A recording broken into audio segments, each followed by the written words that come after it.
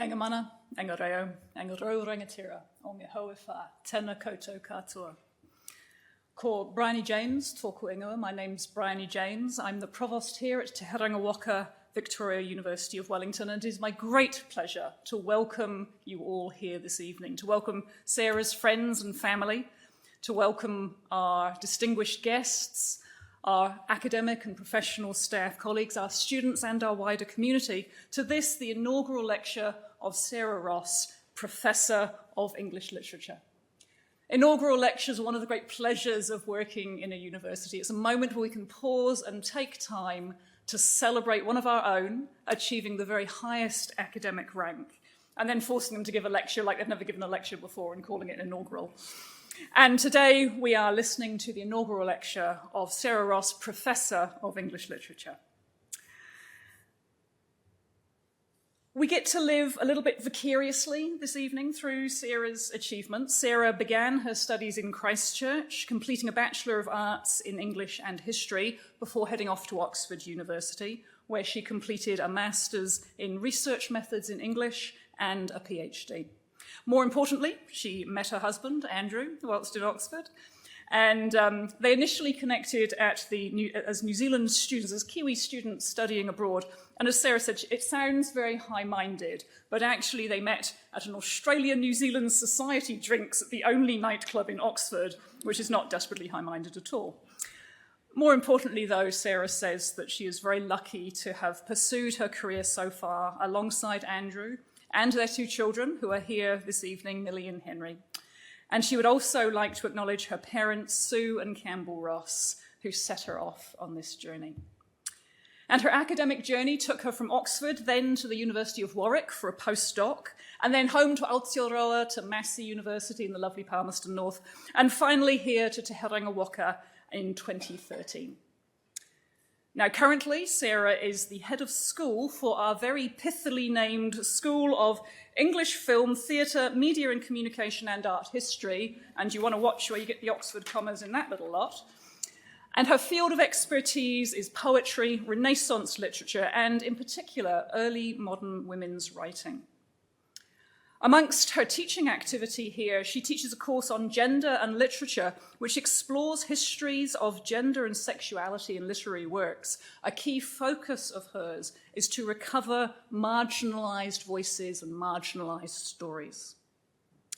If you ask Sarah what she believes the university to be, students are absolutely at the centre of her answer, which is this: the university is a hub of research and knowledge creation, thriving alongside new generations of students and thinkers.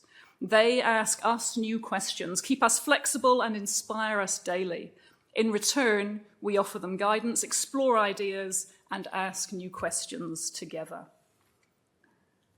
Alongside her teaching, of course, Sarah has a distinguished research record. She's received awards and acknowledgements during her career that are far too many to comprehensively catalogue this evening, but a few include the Society for the Study of Early Modern Women and Genders Award for Best Teaching Edition, published in 2017, the charmingly anachronistic Digital Innovation Award from the Renaissance Society of America in 2021, and most recently, the Oxford Handbook of Early Modern Women's Writing in English, published in 2022, received the Roland Bainton Prize for Reference from the 16th Century Society.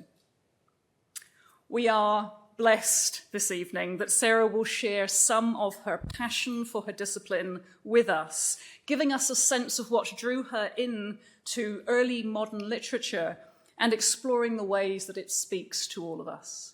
It is my very great pleasure to introduce Professor Sarah Ross.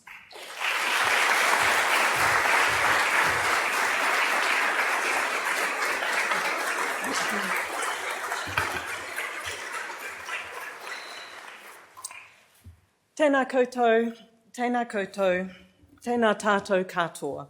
Ngā mihi kia koe, Provost. Ngā mihi nui kia koutou katoa. Thank you so much for being here this evening. Once you get to this position, you've given a lot of lectures by definition, but none of them is quite like this. And in large part, that's because of you. This terrifying but glorious melange of people from all different parts of my life, including, I think, some from the very beautiful Palmerston North, from Oxford, colleagues, mentors, students past and present who I've seen coming up the stairs, and my family as well. Thank you. Yeah, the weather has tested your mettle, but you're all here. Just before I begin, I do want in particular to acknowledge my family. This doctoral gown was a graduation gift from my parents, and every time I put it on, which is usually May and December for graduation, it is a material, enveloping reminder of everything that our families provide for us, the role of our whānau in our educations. And I'm going to be talking a lot tonight about how we acquire our bodies of knowledge, our modes of thinking, our approaches to the world. In that context, my mother was my fifth form English teacher, and a very fine one at that. Perhaps even more importantly, she was a teacher librarian. And so my summers consisted of reading all of the acquisitions for the school library before they were shelved. My father was also an educator in English at Palmerston North Teachers College, and those of you who know about my obsession with the beauty of the perfectly used semicolon, that's my father's legacy. So I'm delighted to be giving this lecture with my parents here, Andrew, and our two children. I have spent a lot of time in the last couple of decades at libraries and archives, very long plane rides away, and I'm very grateful for everything that you've done to make that possible. So I'm going to begin. And I'm going to begin tonight with what we all know of early modern English literature: Shakespeare, the bard, the genius. Shakespeare was a poet and a dramatist, and a rampant commercial success in the theatre world of London in the 1590s and the first decade of the 1600s. His complete works were published in 1623. And in the preface to that volume, Ben Jonson described Shakespeare as being not of an age, but for all time. My students know this phrase well, because it encapsulates so much of how we have come to think about Shakespeare. His works occupy a position of unrivaled centrality in the canon. So by the canon, I mean the works that we think of as high status, worthy of study. And Shakespeare is central to the canon, even as that centrality is being contested. So I'm sure you all remember the kerfuffle in 2022 when Creative New Zealand withdrew funding for the Sheila Wynne Shakespeare Festival and Jacinda Ardern's government stepped in. And in just the last couple of weeks, the Shakespeare debate has hotted up again with Elizabeth Rata's proposal, Elizabeth Rata et al.'s proposal, that Shakespeare should once again be compulsory in the senior NCEA English syllabus. I'm going to return to this briefly at the end of this evening, but for now, I'm using Shakespeare to locate us in the early modern world, because I want, first of all, to suggest that the ongoing hold of Shakespeare on our imaginations is only in part about Shakespeare. In part, I suggest, the appeal of Shakespeare is the appeal of the early modern, or what we sometimes call the Renaissance, this cultural movement that swept across Western Europe from the 13th through 17th centuries. Cultural historians describe this as the early modern period because it encapsulates so much of how we think about ourselves as modern human beings. So the scientific revolution, religious dissent, and a new focus on the human rather than the divine. And so we get works like Shakespeare's plays with teenagers, like Romeo and Juliet, and literature hadn't really given us teenageness before. Or Hamlet, who is memorably described by the literary critic William Guss as unique, entirely himself, as if he had a self to be. So Hamlet is just a character, right? He's just a fiction. He's just letters on a page and then a body on the stage. But we believe in him as if he is a real human being. He's fully rounded. These are examples of the humanism that underpins our sense of the humanities, which, of course, are the most important discipline in any university. Here in Aotearoa, we are inheritors of multiple cultural traditions. And as part of this, the early modern world retains extraordinary cultural power as a pivot point in how we think about ourselves as humans and how art, including literature, has represented the human condition. So tonight, I'm inviting you to dwell, as I have done for the duration of my research career, in the early modern. And in doing so, I want to give you a sense of what happens when we complicate and diversify our focus of inquiry. What is at stake, and what are the rewards if we not only interrogate these extraordinary creations, but we also consider what they are not? What happens if we consider Shakespeare as being of an age, of a sex, of a race, and more than that, of a particular experience and education in Elizabethan grammar schools and theatre worlds that meant he wrote only particular kinds of stories, that he wrote only particular characters, particular aesthetics that also wielded extraordinary exclusionary power? What are the early modern stories that Shakespeare does not tell? So I'm going to explore these questions tonight in a way that I think is becoming tradition for professorial women of 2022. Maria Barg gave us 4 stories. My colleague Nikki Hessel gave us 4 lessons. I'm going to give you 4 phases. 4 phases in my career that map onto phases in my field of research, early modern women's writing. And I want to give you a sense of how the questions that I've articulated have informed my work and that of others, how they shift how we think about the early modern, and how they can shift how we think about ourselves here and now, Aotearoa New Zealand 2024. That's all. So, phase 1, the questions. In 1993, I was a second-year student at the University of Canterbury, sitting in a Renaissance literature class. And it was not Shakespeare who spoke to me across the ages, but his contemporary John Donne, who was the Dean of St Paul's Cathedral and a preacher extraordinaire. So Donne's sermons were among the most bought, read, circulated works of early modern England. And you know them, whether you think you do or not. So No Man is an Island, Do Not Ask for Whom the Bell Tolls, It Tolls for Thee. Those are Donne's sermons. But his reputation now rests as much on his poetry, including love poetry that was only partially acknowledged in his lifetime because it was too rakish, too erotic for a reverend man. So Donne's love poetry was bold, it was conversational, and it was consummated. He left behind him the unrequited love of the Elizabethan sonneteers, and in contrast, he gave us the bedroom. Busy old fool, unruly son, why dost thou thus through windows and through curtains call on us?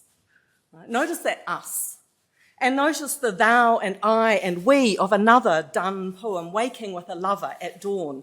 I wonder, by my troth, what thou and I did till we loved. He's not talking to the son here, he's talking to the lover. Were we not weaned till then, but sucked on country pleasures childishly? Or snorted we in the seven sleepers' den? 'Twas so. But this, except for this bedroom, all pleasures fancies be. If ever any beauty I did see, which I desired and got, was but a dream of thee. And now good morrow to our waking souls. So these are gorgeous poems, right? They are conversational, they are consummated, we were told, at the University of Canterbury in 1993. But then our Professor David Gunby, to whom I'm eternally grateful, went a step too far. Here, he told us, we have at last a poet in conversation with a real woman. And those were his exact words, a real woman. And so unfurled the beginnings of my lifelong objection. Because quite frankly, where is she, right? She is thou. She is part of the male speaker's we. But who is she beyond those pronouns? Does she share the speaker's sense of sexual satisfaction? Maybe she doesn't. Maybe she's, lying there freaking out, wondering whether to do a runner. Who is she? What does she read? How does she think. So here, there is no sense of her having a self to be. Very famously, and some of my students in the room know this, very famously, Donne was in fact taken to task by another poet about another poem that he wrote that featured an ideal, perfect, saintly 14-year-old girl. And in his letter back to that poet, Donne confesses that the poem was not about the girl as she was, but, and I quote, the idea of a woman. I love ideas, but I don't like to be one. And so we come to phase two, the evidence. In 1996, we were all still reading A.S. Byatt's Possession, which had won the Booker Prize in 1990. And if you haven't read it, you must. It's a very beguiling story of a woman literature professor who discovers the previously unknown work of a Victorian woman writer. And there's a love story along the way. Here is Gwyneth Paltrow in the later film doing that work, because we all read invaluable manuscripts at home by the fire with our love interests. And here am I doing essential research at a similar period of time. I cannot deny that this novel held some claim on my 22-year-old imagination as I set off to Oxford to begin my doctoral studies. Because Possession actually captures something of a zeitgeist. In the late 1980s, second-wave feminists and literary historians had turned hard to the archive, looking for work by women writers that had lain unnoticed in manuscript, letters, diaries, private household libraries for centuries. Many of us imagined ourselves as descendants in scholarly sisterhood of Virginia Woolf, who famously declared in 1929 that she knew of no Renaissance women writers. Stumped by what she claimed to be the absence of women in the archive, she very influentially imagined Judith Shakespeare, a tragic sister to the better-known William. And in Woolf's myth, as many of you will know, Judith Shakespeare dies thwarted and alone and is buried anonymously below a tram stop at the Elephant and Castle. It's a very influential story, but it's another fiction. And the mid-90s was a heady time to be a budding scholar of real early modern women's writing. I arrived in Oxford just as a large-scale project got underway. The project's name was Perdita, named not after the Shakespeare character, but because the name means lost woman. And it set out to find and catalogue all pieces of writing in manuscript by women between 1500 and 1700. My own doctoral thesis, completed at this time, comprised 3 case studies of women whose manuscript poetry was at that point barely known. So Lady Anne Southall was an English woman living in Ireland and London. Her witty poetry includes elegies on friends and kings and princes, and a very lengthy series of poems, philosophical poems based on the 10 Commandments. And they're quite a lot more fun than that might sound. Hester Poulter, we discovered, was the daughter of Sir James Lee, Chief Justice under King James I. Her poems had sat unread for centuries, most recently miscatalogued under sermons at the University of Leeds Library. And my third case study was Catherine Austen, whose manuscript I went on to edit for publication in 2011. Austen was a gentlewoman widow in the 1660s. She fought for her son's inheritance at the Court of Chancery. She had business interests in the East India Company. She accounted for her finances, and in her poetry, she accounted for her sins. These women are busy, engaged, and diverse. They're society women, mothers, widows, real women in the world. And that's the idea behind the image that I chose to advertise this lecture. This is Dutch rather than English, but these women here are regentesses in the Binnen murder or headmistress of a lepers asylum in Amsterdam in the 1620s. And I just love the way that this image encapsulates women in the world, with responsibilities, overseeing finances, domestic economies, charitable economies, in some control of their and others' affairs. So we don't have any portraits of Southall or Poulter or Austen, but they were women in the world too, and they create poetic voices that reflect their experiences. So that recovery work of the 80s and 90s that my doctoral studies were part of has transformed the terms in which we're able to think about women and writing in the early modern world. Or I should say is transforming. Because one of the things that I've learned over the decades is that good things really do take time. It is one thing to find a poem in the archive. It's another to transcribe it, to modernise, to punctuate it. It's another, again, to annotate it, to work out what a poet was reading, who they knew, what they're referring to, what historical events, large or small, might be traced in a piece of text. We read our Shakespeare in a Penguin Classics edition, or an Arden, or a Cambridge, or the Great Big Norton Complete Works. These volumes have got centuries of scholarship behind them. And that scholarship is a little bit like case law, right? It's created this web of references and contested interpretations. Generating that web takes decades, if not centuries. And it's only recently that early modern women's writing has begun to accumulate scholarship, multiple editions, contested interpretations. Editions, like your Great Big Norton or your Penguin Classics, are also commercial entities. And persuading publishers that early modern women's writing will sell has not always been an easy task. One of my publications that gives me greatest joy is this teaching edition of Women Poets of the English Civil War that was completed with my collaborator Elizabeth Scott Bowman and championed by the valiant Matthew Frost at Manchester University Press. And I know that this volume is used in classrooms all over the world. Online technologies are also now providing stunning platforms for making texts available. So this is the Poulter Project, based in Chicago. It's an online edition of all of Poulter's poetry, and it was launched in 2018, 22 years after I was first working on Poulter. Digital methodologies are also underpinning some of the most exciting recent developments in the field. The ability to think at last about women's writing at scale, to move beyond those few case studies, those individual women that my doctoral work focused on, to interrogate instead patterns and habits and trends. So this is part of the landing page. It keeps going, but it's cut off. This is part of the landing page of the online index that has come out of my recent Early Modern Women's Complaint Poetry project with Rosalind Smith and Mitchell Whitelaw at ANU, Michelle O'Callaghan at Reading, and our own Jake Arthur, who is here tonight.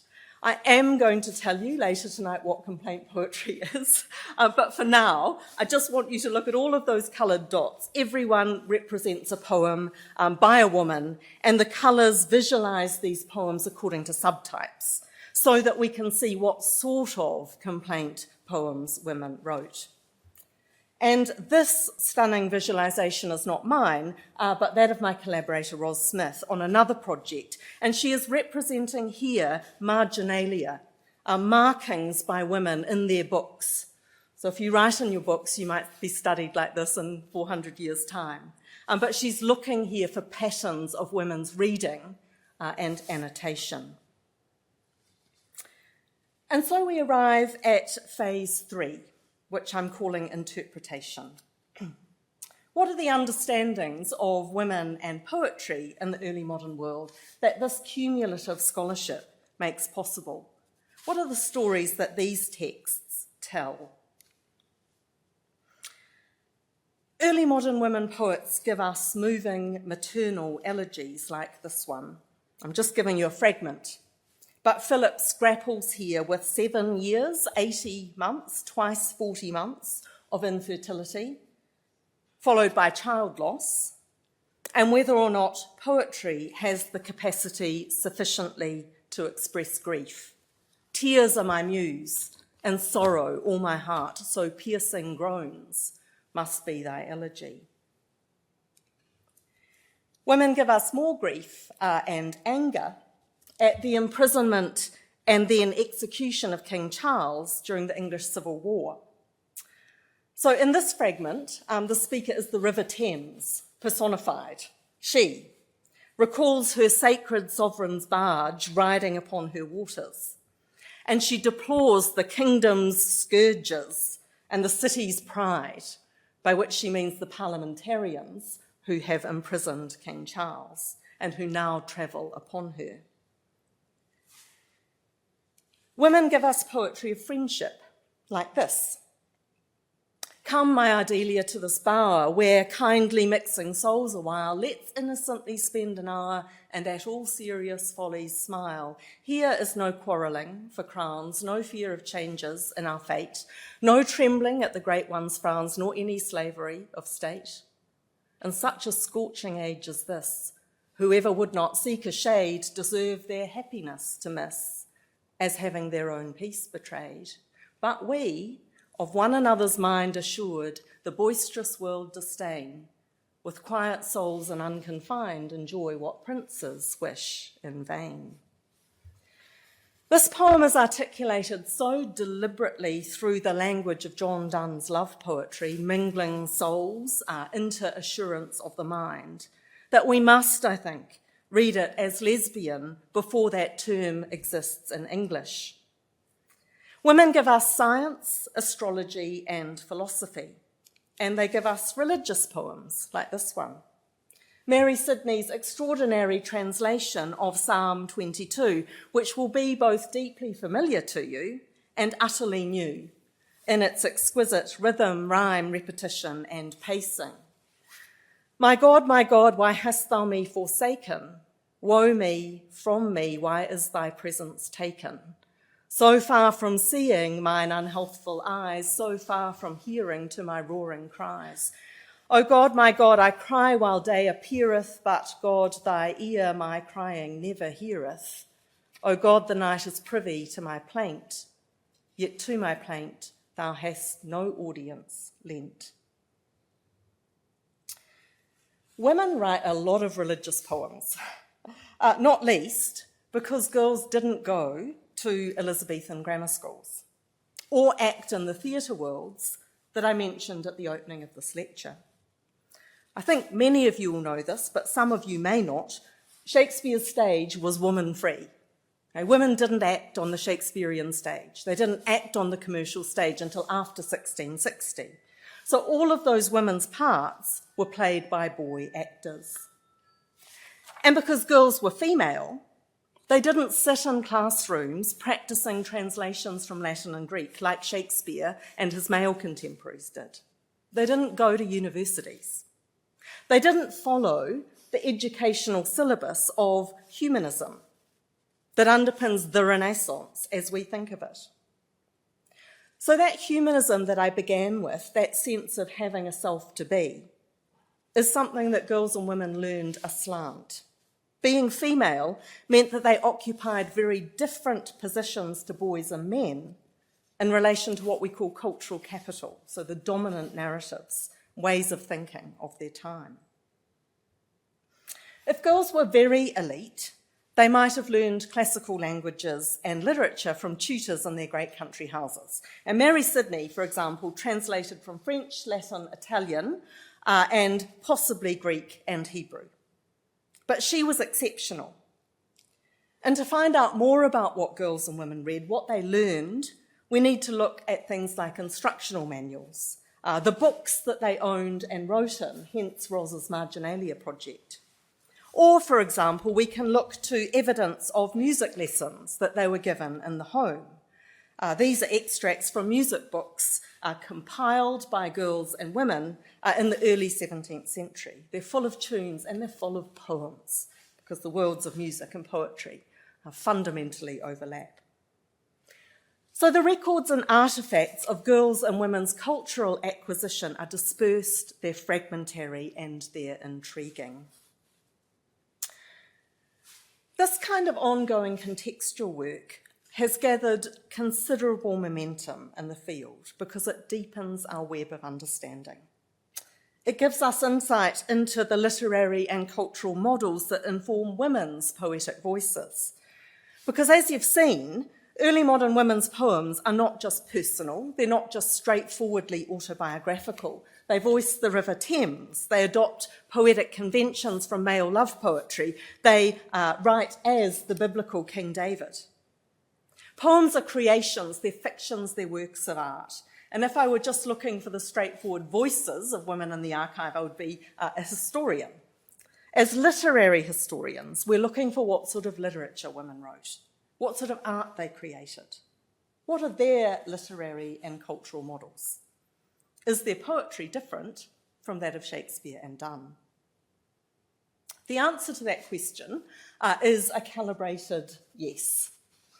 Calibrated because the joy of being in phase 3 of this crazy career is being able to answer that question with ever-increasing nuance. The answer is not always yes, because being human is complex, right? We all live in multiple, simultaneous, overlapping, contested identities. Mary Sidney was a woman, but she was also exceptionally elite, and she was the sister of one of England's most prominent poets. So she had access to mainstream cultural capital in a way that other women didn't. And her brother wrote a whole lot of psalm translations too. We just don't tend to read them as much as we read Shakespeare's plays nowadays. But in vital ways, the answer is yes. Early modern women very often write differently from men. They give us mothers and lovers and rivers and others who speak for themselves and who are far more than the pretty creatures that are gazed upon over and again in the poetry of canonical men. Those are the pretty creatures of my title. Take Ophelia in Shakespeare's Hamlet, who drowns herself in the river, run mad because Hamlet has rejected her, and whose death is described in one of the prettiest, most lyrical passages in any Shakespeare play. It's gorgeous. It's the verse that launched 1,000 pre-Raphaelite paintings, like this one, John Waterhouse. Ophelia's is a beautiful death. Or take Shakespeare's long poem, The Rape of Lucrece, studied, taught, celebrated over centuries. The poem retells the classical story of Lucretia, who is raped by Tarquin in the poem's first 750 lines.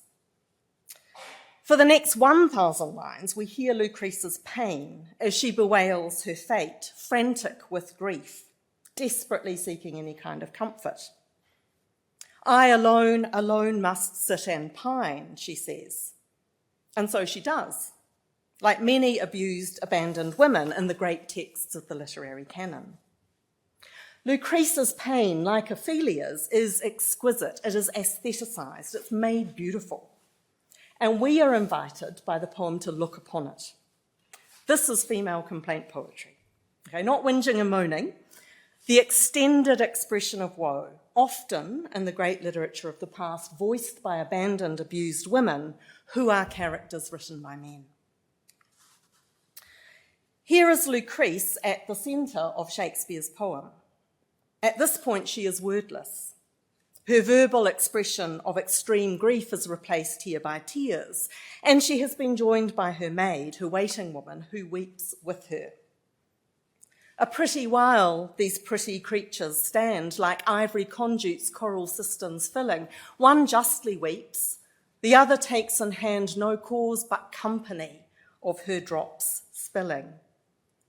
So here at last, Lucrece has got the co-complainer that she's been looking for the last many lines. Her maid sympathises with her. We've been told in lines just before this that the maid is enjoined by sympathy. But we gaze upon them both as objects. They are curious exemplars of their gentle sex. And see what that pronoun is doing? Assuming that we, the listener, the audience, are male, their gentle sex are willing to weep for each other. They are impressionable creatures who take on each other's pain.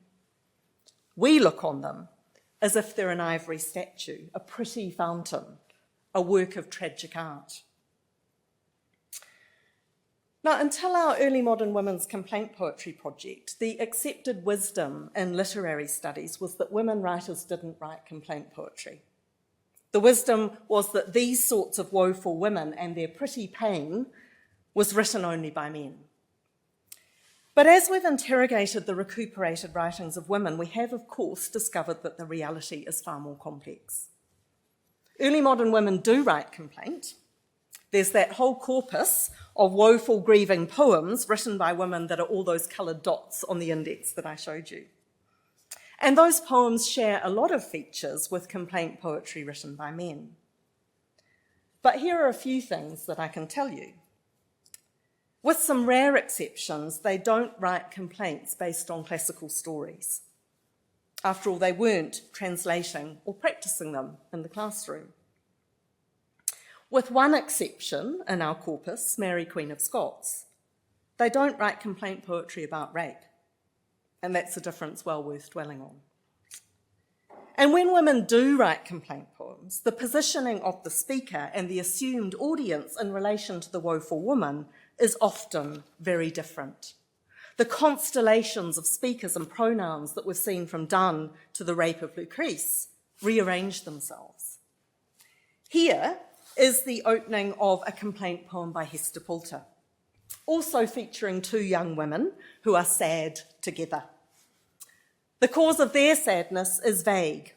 They bewail their solitary life, time and sorrow, and they deplore their wants and losses. So notes to this poem could tell you that it was written in the middle of the English Civil Wars when Poulter and other supporters of the king took lonely refuge at their country estates. But I'm interested right now in those pronouns, those voices, and the positioning of the woeful women in the poem. The voices are those of the two sisters themselves. We are listening to them, and they are listening to each other. The scene is pretty. Anne and Penelope are sitting in a sweet shade by a clear purling stream, and the sad sycamore is not unlike the willow of Ophelia's death. But in the setting, the sisters complain to each other in dialogue, unframed. There's no male voice offering commentary about their gentle sex. Instead, they sit and they help Philomel, the female nightingale, to sing. And they become a consort, a choir, raising their voices together in a complaint collective. And no woman is left behind. At the end of the poem, and there's a whole chunk missing in the middle there, young Anne is boosted by all the sharing of woe. She feels rather better. She's no longer of a mind to die, and she recommends that the two sisters now go to their sad mother to ensure that she is no longer alone. And so I arrive lastly at phase 4, and this is a phase of place.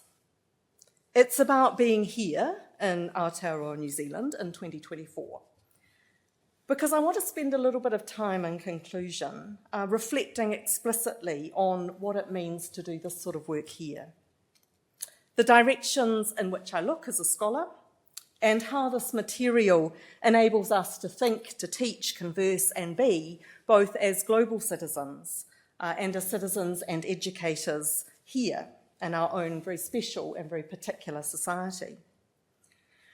So I think it's pretty clear by now that the work I do is a kind of deep diversity work. It aims to create new knowledge about authors and texts we haven't been aware of until now.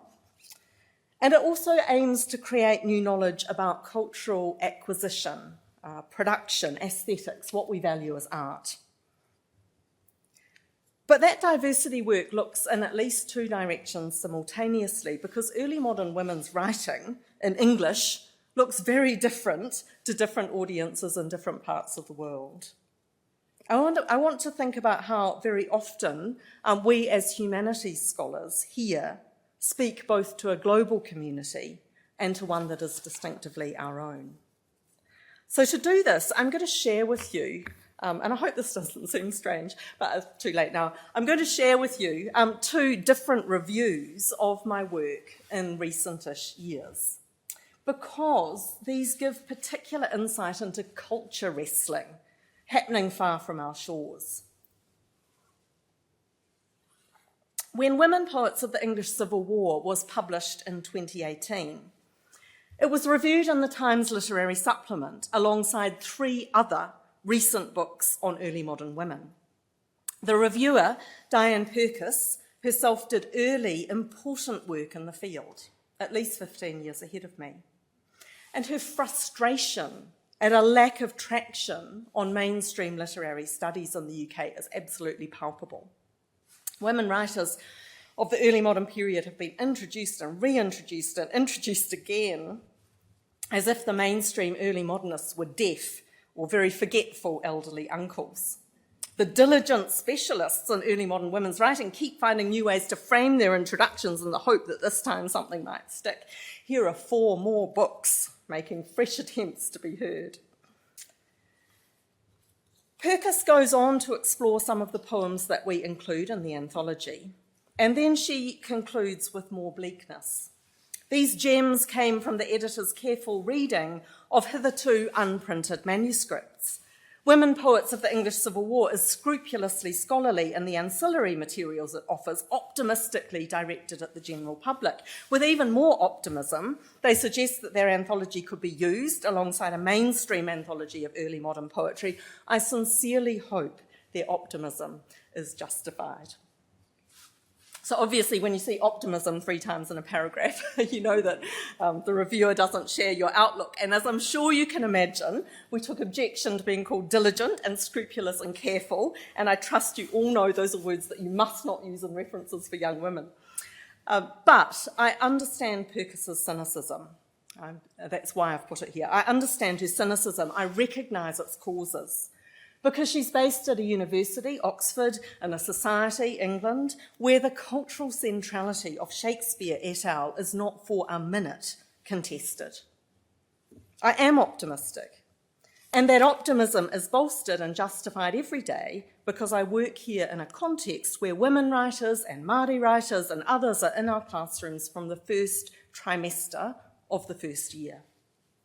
I work in a context where our perspectives on the Western European past demands that we ask different questions, both in our classrooms and in our scholarship. So this is a different review in 2021 of some of our early work on women's complaint poetry. And the reviewer comments, while we're complaining, I hope, might I observe that the archives utilised in this volume are mostly held in British libraries, which means that most of us in UK universities have been sitting on these manuscripts and printed tracts all the while we were asserting the received wisdom. It took the contributors of this volume, too many listed there to include, and funding from 2 non-UK research bodies to reveal this rich and unrecognised body of work by early modern British women.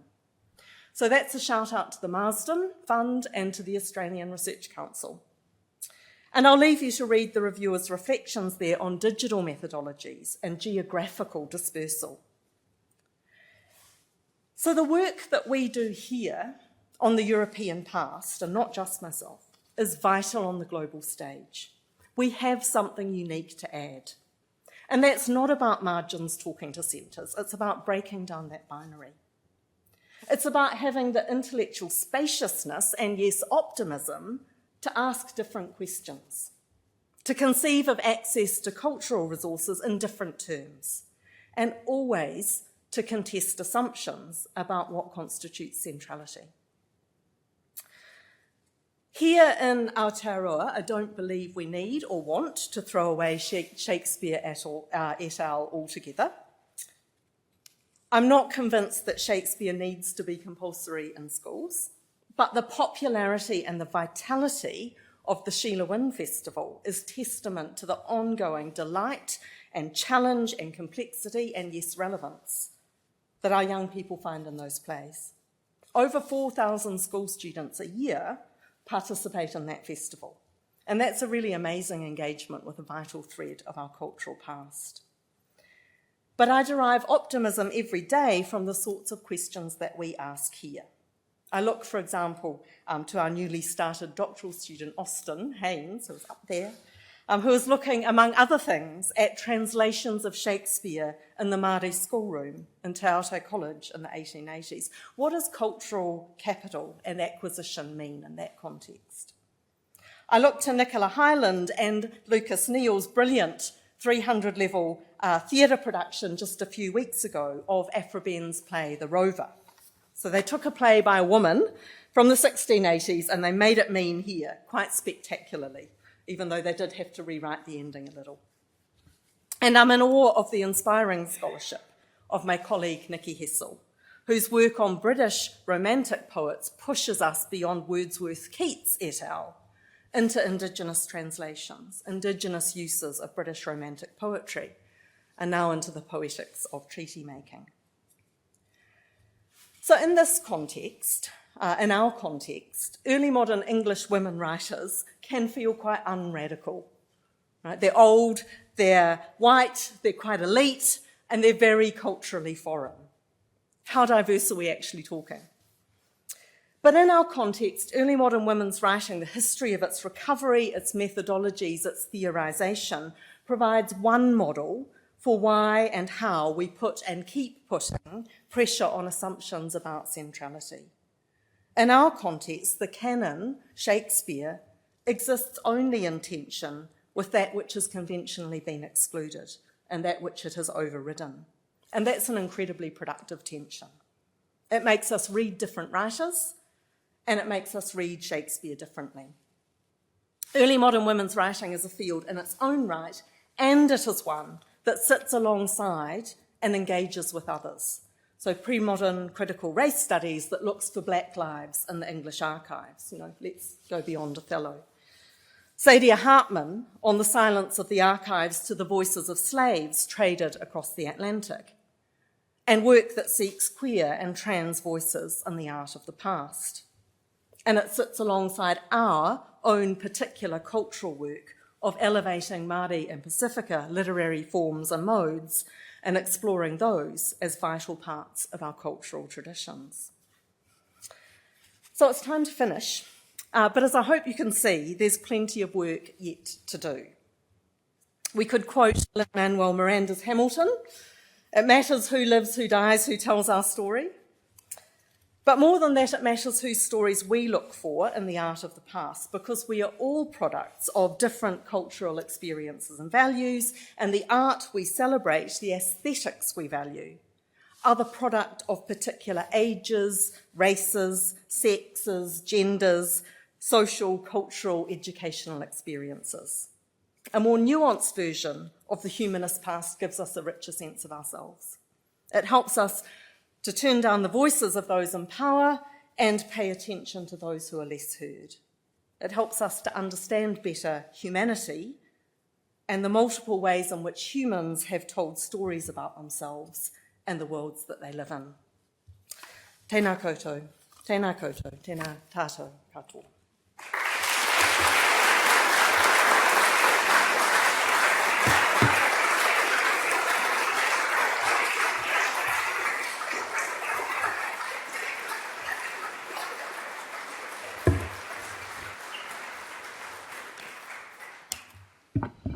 E nā mana, e nā reo, e nā karangatanga maha, tēnā koutou katoa.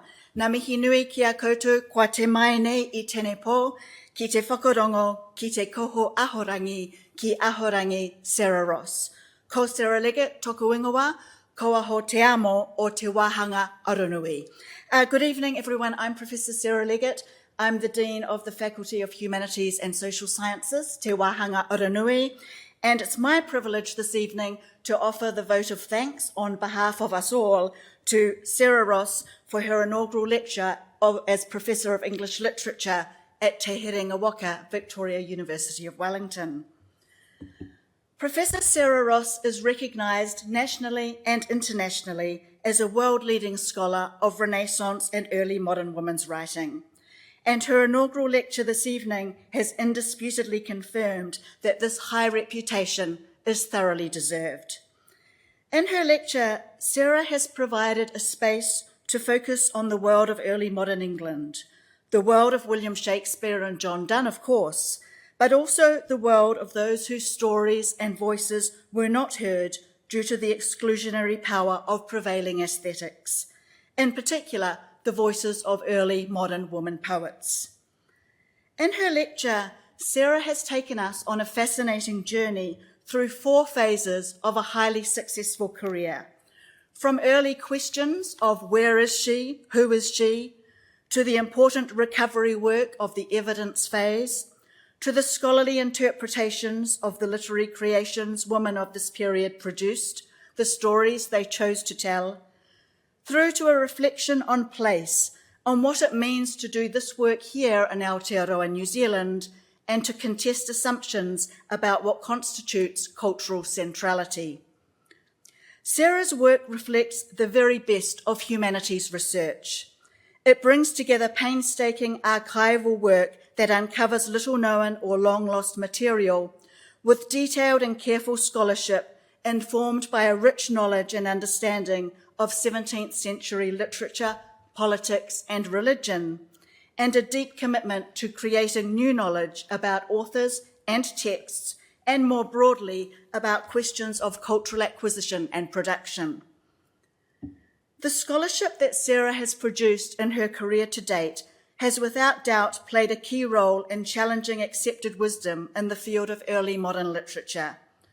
Her work has served to recover and make visible women's wide-ranging and diverse poetic production, from religious poems to maternal elegies, from poetry of friendship to philosophical ruminations. Her work has also debunked the long-held belief that complaint poetry was the sole domain of male poets, when in fact a rich corpus exists that, while sharing some features of complaint poetry by men, importantly presents a different positioning of the woeful woman in those poems. Moreover, the use of digital technologies and methodologies by Sarah and her colleagues to make women's complaint poetry widely accessible is a remarkable contribution to the field, enabling the study of women's writing on a greater scale and contributing to the recasting of the poetic and political histories of 17th century England. Through her beautiful reading and insightful analysis, Sarah has illustrated the value of a nuanced humanistic approach that pays greater attention to those who are heard less.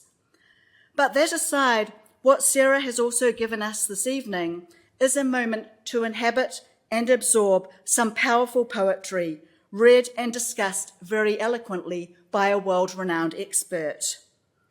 This evening's lecture has also reminded us how extraordinarily fortunate we are to have this world-renowned expert as a scholar, colleague, and academic leader at this university.